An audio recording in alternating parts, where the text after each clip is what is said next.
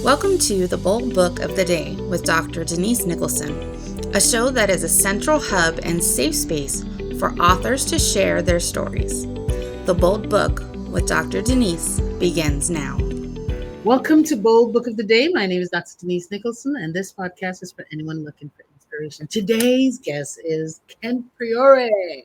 He's the author of the dark and thought-provoking novel, Monsters Among Us.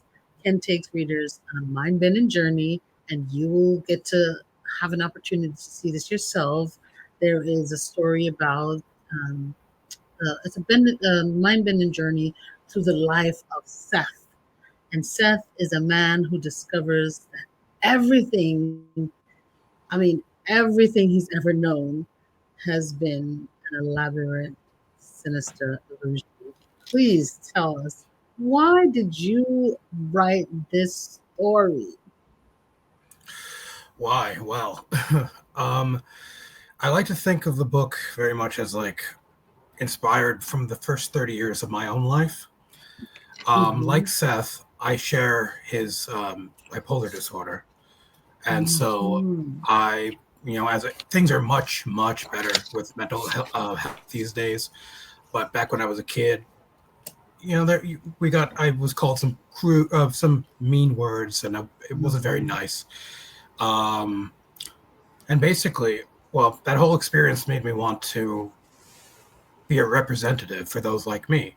And I've noticed that while there is some representation of neurodivergence in literature, such as Esther Greenwood in Sylvia Plath's The Bell Jar, there isn't a lot of mental illness in literature, and that's why I wrote the book. I wanted to write a book that people like myself, people with depression and anxiety and what have you, can find someone relatable in. And along with giving them someone to see in literature, I also wanted to write a novel that was so viscerally cinematic, and a book that places the reader in Seth's headspace, because with mental illness, it's not a broken leg.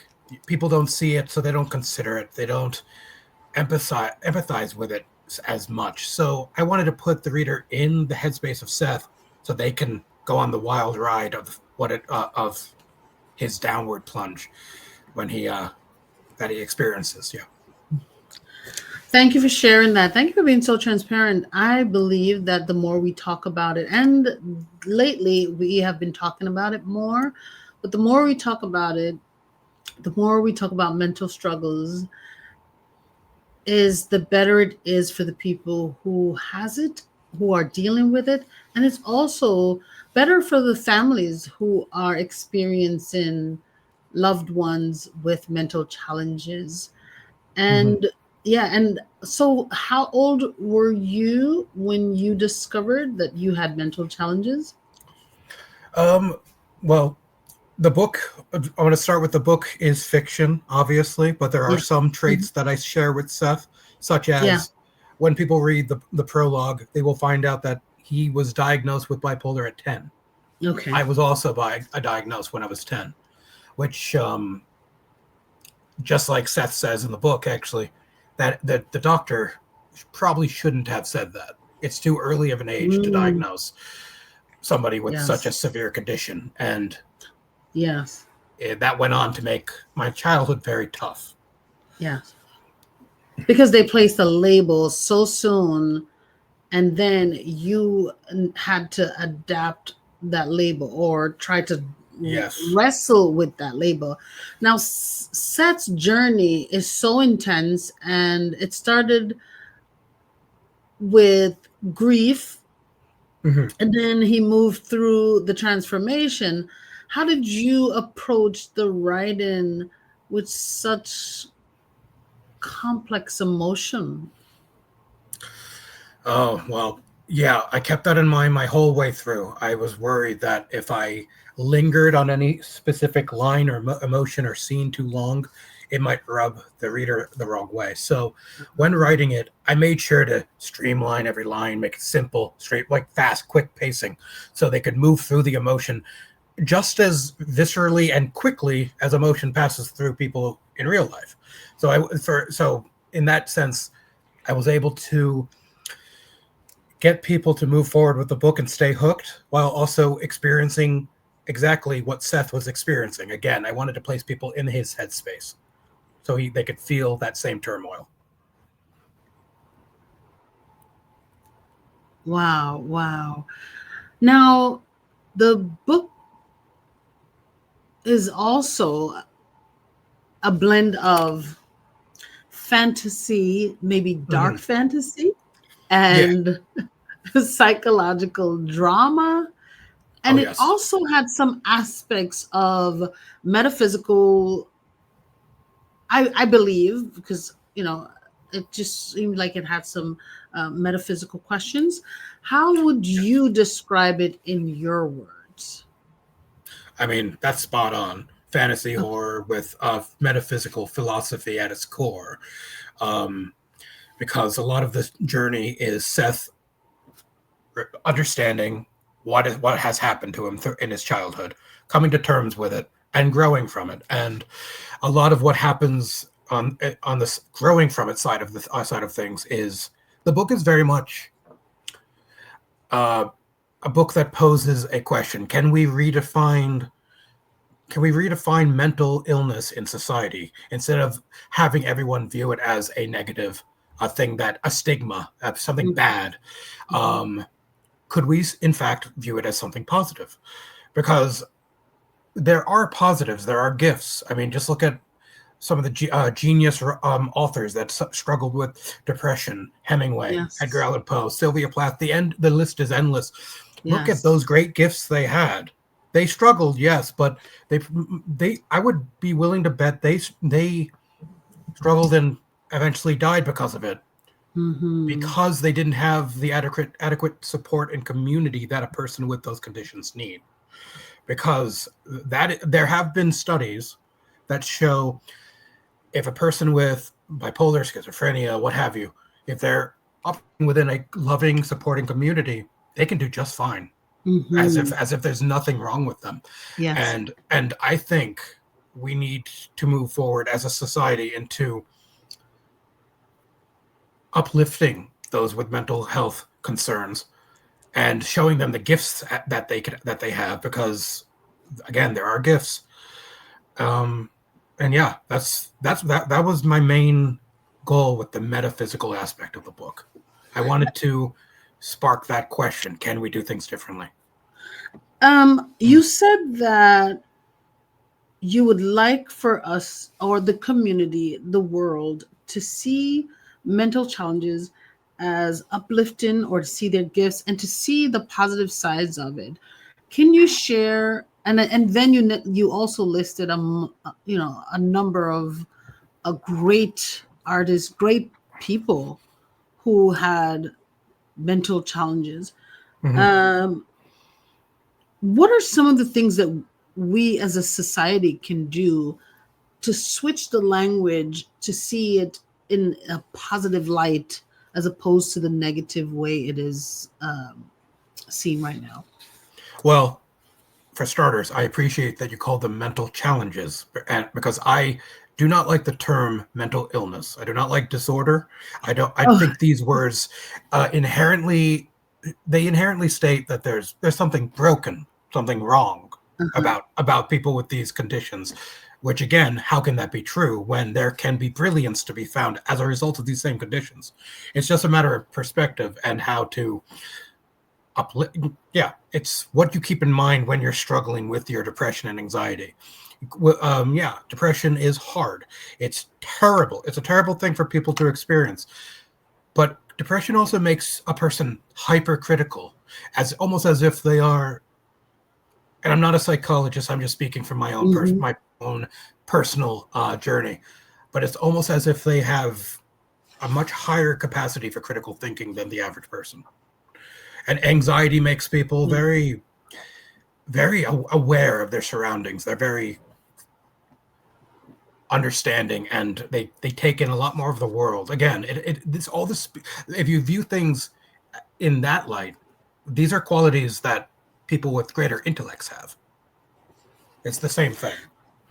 So I had changed it from mental illnesses many years ago when I was diagnosed with depression. I thought that it was a challenge, and I saw after I started doing my research that it was more of a challenge than an illness for some people. Of course, Yes. you get a certain it can grow into an illness, but majority of the time people are suffering from a challenge and it doesn't Yes. grow into an illness. There's a number of diseases that we have that are known to not be exacerbated into illness, yet the person has these. Yeah. So I had changed the word long time ago when I started to do my research when I was diagnosed with mental illness. Yes. I just said, you know what, I'm going to change it to a positive, because a challenge is not a challenge is a challenge. You can and overcome a challenge can be. I was just about to say that. Yes. Very good. I'm glad that we are on the same page with a lot of things, and that's probably I why agree. I so wanted to discuss your book, because you also had so many different layers in there, layers of deception and revelation in Seth's world. And so I wanted to understand, the concept. You also had the Diabolical Truman Show. Yeah. How did you build the layers of deception around that? Well, like Seth, I too grew up in a very heavily Christian household, very strict, very severe. And it wasn't until I was around, younger than Seth when it happens to him, but when I tried to discover the world outside of Christianity, that it really does. I don't want to offend anybody who believes, but Right. the religion very much is a drug. It felt like to me, because it felt like the walls of my perception were crumbling down, and suddenly I could see further. I could see the world for what it actually was, rather than what the Bible wanted me to believe it was, and so on and so forth. So that is where that concept came from. He was raised in a Christian household. Okay. Even his name Seth is obviously it's attached to a long lineage of Hebrew. Deeply based in Hebrew, with Seth being the son of Adam and Eve, and and on top of his name, I do want to throw in that, along with the Jewish Christian connections, Seth is also a alternate spelling of the Egyptian god Set, who is the god of turmoil, chaos, and storms, which is very symbolic for what Seth finds himself going through.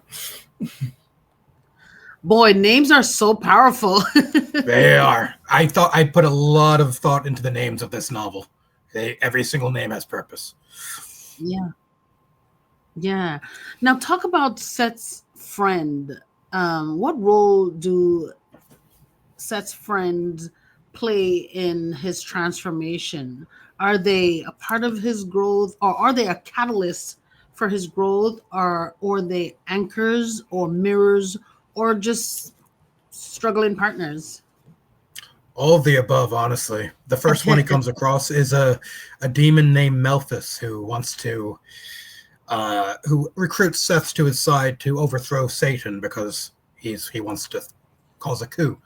Melphis very much is a teacher figure, a very brash, rough teacher that shows him Seth what he needs to see without considering his emotions very much. But that's a thing that Melphis has to evolve from as in his own story arc. Then there's another character called Sasha, who is very similar to Seth, and and due to that, she is very much a mirror. She acts as the mirror for him, but one that has grown to the extent that Seth still needs to. So she is a mirror and also a spotlight for what Seth needs to strive for. And there's plenty of other characters too, more than I could talk about in this podcast. But each one is like a teacher figure, somebody who has to show Seth something that he vitally needs to learn. before he can overcome his struggle. Did you put a lot of research into the names of the friends and the meanings of these names also? I did. Malthus, to be honest, was just a name I thought sounded like a demonic sorcerer. There's no meaning behind that, though. There is things to be learned about him that, on the subject of names. Well, the reader will have to read for that. But Sasha means defender of humanity. That was definitely purposeful. Yes, for the most part, every single name means something and is there for a very vital reason. And again, without talking about spoilers, even the name Malthus not meaning anything is in a sense alluding to something about him. Yes. Now, pain is a huge part of Seth's journey, and you explored the idea of pain, of course. How did you turn his pain into strength versus letting it destroy him? Well, like you said earlier, it's a struggle, not an illness, and a struggle can be overcome, but you just have to figure out a way to do that. And I, like I talked about earlier, the book is about bringing up the premise: can we redefine societal values of mental struggles? Can we see it as something positive? Can we venture through the darkness it brings and find a strength at the end of that abyss? And that is a long journey that Seth has to struggle through. And through these friends, through these teacher figures, he is given alternative perspectives that will allow him to get there. And there's on the topic of redefining values, I did a lot of research. I read for like 2 years straight a bunch of philosophical texts by, and I know he's a little bit problematic, but Friedrich Nietzsche, on his on Beyond Good and Evil, his book there, and all his books about redefining values. That values inherently don't have any inherent meaning. They mean what society wants them to mean. So who's to say we can't demolish what a value means and replace it with something else? Of course, yes. Now, did you face any emotional challenge while you were writing this story? Yeah. I mean, I have a tendency while writing to kind of take on the like a method actor kind of role. I feel all the emotions they do, and when everybody reads this book, they will realize how chaotic that was for me. But as a result, by the time I read it, by the time I had it finished, I felt cathartic, like all the emotions from my childhood that informed this book were just gone. And I don't know. Well, it's everybody has heard that writing is a very therapeutic process, and that's absolutely true. Yeah, I remember when I wrote my book, that's when my real healing began. And Yes. I was struggling with depression before. And during this, I thought that I was healed, but I felt like I was truly healed after writing and reliving or giving title to some of the emotions that I was feeling back then. I didn't even have a name for them, so I felt like I was able to now not just address them, but before addressing them, understanding them, giving them a name, Yeah. Yes, absolutely. So yes, guys, writing is cathartic. It is a healing process. And I noticed with the authors that I work with now, they seem to go through this same healing phase, especially when we have a meeting and they are reading to me. And because sometimes they sit there writing and they feel like stopping, but they know they have to read it to me. So they, push on. And that's pushing through it, Bill's character just gives you absolutely not just It gives you strong strength to deal with what you had gone through. Yeah. Absolutely. Now, Yeah. so the book deals with, I would say, grotesque gods and the nature of reality. Were you inspired by mythology, personal beliefs, or is it just purely fiction? And I know we covered that a little bit, but I it's one of was my questions that inspired. I had to ask. Yeah, I was definitely inspired by my upbringings with Christianity. Yeah. The book is performs a commentary on all religion, but Christianity takes the forefront for sure. Mm. Do you see Seth's story as more of a battle, or or uh, a place for him to stretch and grow and change his mindset as well as the people around him? Yeah. Well, I think both would be Mm-hmm. adequate. It's an inner Mm-hmm. battle. Yeah. He's fighting a lot of monsters externally, and this is a metaphor for fighting the monsters within himself.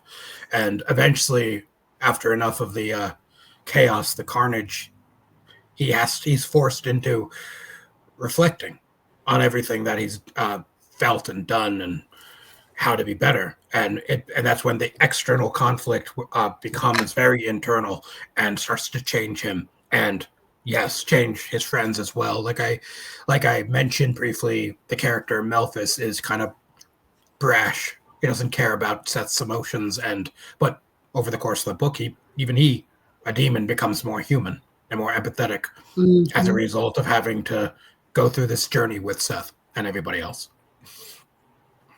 How can we as society read this book, and what can we take from it to help to change our community? Well, I hope that the book can inspire people to live better lives with their illness, mental struggles, rather. Mm-hmm. Um, I hope I want them to not feel like I felt when I was young, that this was my lot in life. I was supposed to be depressed and anxious, and I would never amount to much else than that. And that's why I wrote this book, to me, Seth is everybody that I'm writing this book for. He is the character who was told he could never do anything more, and he eventually realizes that's not true. He could do anything that he sets his mind to, if he just puts in the time, the discipline, the hard work to manage his inner chaos. Yeah. I also wrote the book for that reason, because yes, medication helps a lot of people, and I'm grateful for that. But there are a lot of people, such as myself, who are very adverse to medication, who have bad side effects from it, and Mm-hmm. are given no alternative but to suffer. And Ooh. I don't want those people to think there's no other way. I want Yeah. them to be inspired to view it not as an illness, a curse, a disorder, but something that, like you said, a struggle, something that they can rise above. And through this book, I hope to be that inspiration for them, because I did what Seth did. I I rose above my depression and anxiety, and now I write every single day. I have this book coming out. I have its follow up published in May. I have my degree from Bard College in the written arts. I've gone on to do things that I never thought possible before. That's what I Wow. hope. That's what I hope society gets from this book. That you are incredible despite of your mental challenges. Yes, yes, absolutely. How do your family receive, or how have they received this book? They haven't read it. uh, I have not let them touch it, though they are going to read it once it releases, and I'm a little bit scared about that. You But may be pleasantly surprised. yeah, I hope so. Hmm. Um, though I expect good reactions overall. Like I just mentioned, I went to Bard College, and graduated from there. While there, I was advised by Penn Faulkner Award-winning author Joseph O'Neill, and he gave the book. The book was originally my senior project while I was a student, and he gave the book an honors grade and just praised it. So, and he's not even a guy who likes fantasy and horror or writes it, but he saw so much value in it. So I think everybody else will too. Yeah, teachers are just amazing people. Most of the teachers that I've had are amazing people. I know they are the exception where some of them are just total ass, and so I'm grateful that that he showed you that this is so valuable and honored it early on. Now, it helped a lot. Yeah, did the ending you envision? Did the ending that you envisioned, was it the outcome of the book? Yes and no. I had the ending like in my head pretty fleshed out from when I started, but I originally wrote the book in 2018 only to present it to my to Joseph O'Neill and a couple other professors when I was first moving into the written arts department, and to be honest, they tore it apart. Which is good. Which is good because I took all that criticism, I scrapped everything and started fresh. Yeah. And the book became so much more than I originally intended, thanks to that process. Yeah. See, another thing that I want budding authors to hear is that when you get people to critique the book, I mean, you can't ask regular schmegler people to critique your book, but credible people, other authors or professors or people who are intelligent enough to give you honest feedback so that you are presenting your best work to the world. It's so important. It's imperative. So it hurts. It does hurt so much. But that's one of the themes of the Monsters Among Us is you can grow quite a lot from pain. So just embrace it. Tell me about the name Monsters Among Us. How did you choose that name? Well, it's a name that constantly changes meaning throughout the book because at first, as you mentioned before, Seth is going through what he realizes is a the Truman Show, but with demons. His life as a human shattered and his mind open to what lays beyond. That is a thing that happens over and over and over again in this book. Not to be cliche, but the book is very much an onion. You pull a layer and there's more to be found.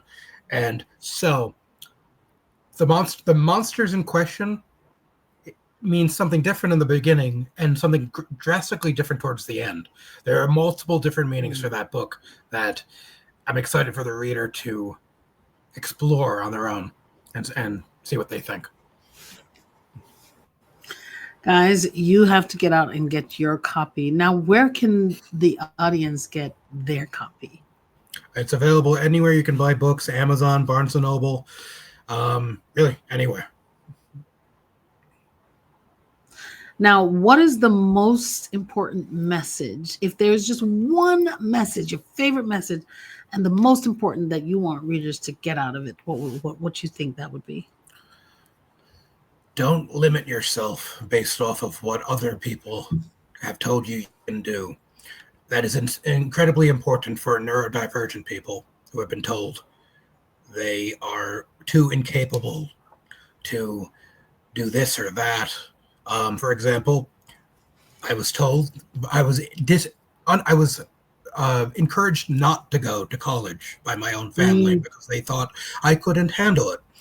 Yeah. I then went off to Bard and got an honors grade and got my degree, and now I have books coming out. Don't listen to people. Yeah. They have no idea what actually exists within you, and there are greater gifts to be found in these mental challenges than you would first think. So be ambitious, strive for a lot, and yeah. I agree with that. And it's not because these people don't love you. No. They are giving you their best advice Mhm. based on their accomplishments and their fears. And their own perspective of you. Another person Yeah, can't see what exists within you. exactly. Oh, that's so good. Another person cannot see what exists within you. Mhm. Until you And show it to them. yeah, you have to show them. You have to be able to push through, stretch yourself, push yourself past your limits, even the things that are really hard. Once you start pushing yourself through them, you'll realize that you can do hard things. Absolutely. 100%. Now, is Monsters Among Us a standalone novel, or do you see future series? It was written to be standalone, and it is, technically. Though it's such an expansive novel, Hmm. going like to the beginning of time and beyond to other worlds and dimensions, and it's big. It's a very Yeah. big novel that doesn't end with the monsters among us. And when I finished that book, I thought I was done, but then I just had this nagging voice in my head saying, "No, the characters they have more to do." And so I wrote and contracted a second book, In the Wake of Gods, which will be out on May 5th next year. I'm currently writing book 3 of the series, and there will be one final big dramatic finish in book 4 once eventually when I start writing that. So yes, it's going to be, it's all Wow. 4 books. I like I'm calling it a series for the sake of marketing, but I like to think of it as a quartet Uh-huh. because each book is standalone on its own, but there's an Hmm. overarching uh, connections between the characters and everything in each book too. Oh, wow. Guys, so get your first novel and prepare for the journey of becoming part of the tribe.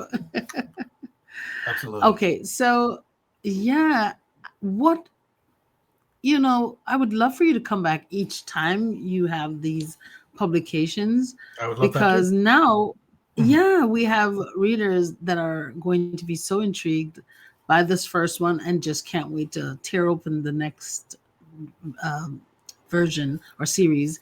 So please come back. I will. For me, I'd love to have you, and I'd love to find out more about what you're doing. For our authors, every time we have a guest here, I like to ask them, a number of questions. And one of the questions I like to ask is, what's one bold statement that you can share with the audience that you can share with the audience? Well, The Monsters Among Us is going to be a fantasy and a horror novel that you've never read before. I can promise that. It is constantly subverting those typical fantasy tropes that we have all come to know in various stories. It is constantly pretending to be one thing and then showing you, like I said before, something entirely different, and it will not stop changing even towards at the final page of the book.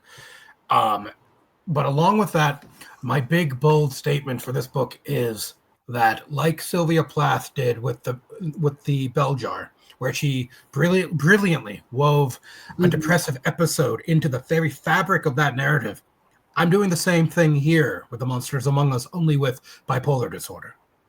You will feel sets up or Yes. ups and downs. You will feel things expand and compress, and you will feel what it's like to experience that kind of life, and that will only serve to build empathy within society. What's a bold promise that you can share with the audience, specifically with people who are struggling with mental challenges? And you've That said a if number of you things, but I just wanted you to highlight Yeah, another. i'm gonna I'm gonna have to repeat something I've said Yes. earlier, just because it is the core message here. um, Yeah. if you are somebody like me who medication has not helped, I promise you, even though it will not seem like it yet. If you put in the work and the discipline and the effort to live very mindfully and check your neuroses and try very hard to live in the way that I portray Seth's journey of growth, you will come out the other end feeling like you can handle it on your own. This is not a thing that most people would ever agree with me on, that mental illness is something that you could just wrangle with sheer willpower, but you can. It took me 8 years, 9. I still have my bouts of depression, but it's manageable now. I can handle it. Yes. And that was not true a decade ago. So I promise that even if it seems hopeless, that you think you have yourself convinced that you can never control this beast inside you. That's not true. You can, and it just takes a long time, but it's worth the effort. Yes, the mind is powerful. Yes. And I believe that you're saying that it's not the same for everyone, but if you are finding yourself amongst those people who have tried medication, you've tried everything, try other things, try willpower, try reading up about how, because it is different, and there are different stages where there is a some days there's a challenge, and some days it exacerbates into illness. And because I am in the nursing profession, I have seen it even among young children where they are taken over by their challenge, and it becomes an illness at that point. But there are times when that challenge can be, when that challenge can be hard, but you can move through these challenges with the help of other things, except for just medication. So medication works for some people, but doesn't work for all. And especially if you have severe side effects, you have to weigh, is it more detrimental for you to continue taking medications than it is to try a different way? Also, the medications can be debilitating. There are so many different side effects. So can you find another way through healing? What's next for you? I know we talked about the series, but what's next for you as a person? As a person, I am planning a wedding. I just recently got engaged, and we're planning a wedding. That's what's next for me. Wow. So so along with that, and writing my book 3 in my series, editing book 2. I just received the edits this morning, actually, and then writing book 4. I'm planning a wedding. So there's a lot on my plate. But even beyond that, I would like to even venture into writing nonfiction, because I have written one memoir. It's not published yet, but it's about enduring lonesomeness and mental challenges. It's very much embodying the essence of the Monsters Among Us in a very real way. And I found that before that, it started as a project for school, so it wasn't a thing I chose to do. And I would have never considered myself ever writing any form of nonfiction, but I found it so fulfilling. And while I love fiction and will always write it, I do want to write more nonfiction, more memoirs, more books about what I talk about in the Monsters Among Us, because nonfiction, while I can convey these messages in meta-narrative, metaphor, symbolism in fiction, nonfiction allows for a more direct approach to talking about these topics. So I also want to do that. Congratulations. I already see it. Is there a Kent Priore's podcast? There is not. Not yet. I have not ventured into doing that. I have been told by an author friend that I believe has been on your channel, Joni Marie Arachi, I love her. I have a good voice and I should do a podcast. So maybe I will. Yeah, I'm hearing it. Yes, yes, I'm hearing that. When you're ready, just ask me how. I'll show you. Oh, I'll absolutely. show Thank you you. the I road. appreciate that. So please tell our audience where they can get your book again. You can pre-order it on Amazon, Barnes & Noble. If you go to my website at kentpriore.com, there will be a pre-order button that will lead you to a universal link that will lead you to wherever you want to purchase it. Beautiful, Ken. Thank you so much for sharing your incredible imagination and also the depths behind the monsters among us. Your story reminds us that even in the darkest places, there is power in facing the truth and finding our own transformation. And for our listeners, if you want to experience Seth's journey, you know where to find the book. Okay. And if you're interested in writing your own book, please send me an email at authordnicholson@gmail.com. Do you have anything else to say before we go, Ken? No, just thank you so much for having me. This has been fantastic, and I can't wait to come back. It was a pleasure. I'm looking forward to seeing you back. Bye-bye. Thank you. Bye. Thank you for joining us for the Bold Book of the Day with Dr. Denise Nicholson, a central hub and a safe space for authors to share their stories. Follow Dr. Denise on Facebook and Instagram at Denise Nicholson, or go to denisenicholson.com. Remember, no one can share your story better than you.